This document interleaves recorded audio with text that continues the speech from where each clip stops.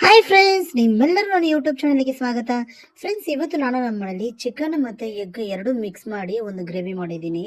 Recipe ಮಾತ್ರ ಸಕ್ಕತ್ತಾಗಿ ಬಂದಿದೆ. ನಿಮಗೂ ನಾನು ತೋರಿಸ್ಕೊಡ್ತಿದ್ದೀನಿ ಹೆಂಗೆ ಮಾಡೋದಂತ. ಅದಕ್ಕಿಂತ ಮುಂಚೆ ನನ್ನ ಯೂಟ್ಯೂಬ್ ಚಾನಲ್ನ ಸಬ್ಸ್ಕ್ರೈಬ್ ಮಾಡಿ.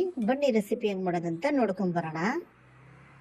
ನೋಡಿ ಫ್ರೆಂಡ್ಸ್, ಈ ಪ್ಲೇಟಲ್ಲಿ ಬಂದು ನಾನೀಗ ಶುಂಠಿ, ಬೆಳ್ಳುಳ್ಳಿ, ಚಕ್ಕೆ, ಲವಂಗ, ಹಾಫ್ ಸ್ಪೂನ್ ಅಷ್ಟು ಸೋಂಪು ತಗೊಂಡಿದ್ದೀನಿ, 5 ಕೆಂಪಮೆಣಸಿನಕಾಯಿ ತಗೊಂಡಿದ್ದೀನಿ, ಒಂದು 4 ಲವಂಗ ತಗೊಂಡಿದ್ದೀನಿ. ಇದನ್ನೆಲ್ಲ ನಾವು ಪೇಸ್ಟ್ ಮಾಡ್ಕೊಳ್ಳೋಣ.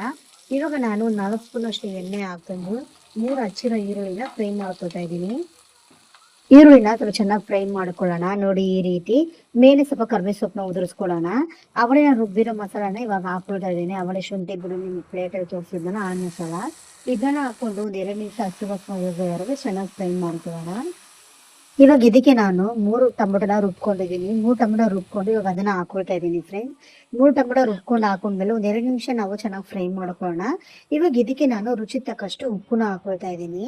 ಇವಾಗ ಇದಕ್ಕೆ ನಾನು ಒಂದು 3 ಸ್ಪೂನ್ ಅಷ್ಟು ಧನಿಯಾ ಪೌಡ್ರು, 1 ಸ್ಪೂನ್ ಅಷ್ಟು ಖಾರ ಪುಡಿ, ಇನ್ನೊಂದು ಅರ್ಧ ಸ್ಪೂನ್ ಅಷ್ಟು ಅರಶಿನ, ಅರ್ಧ ಸ್ಪೂನ್ ಅಷ್ಟು ಗರಂ ಮಸಾಲಾನ ತಗೊಂಡಿದ್ದೀನಿ.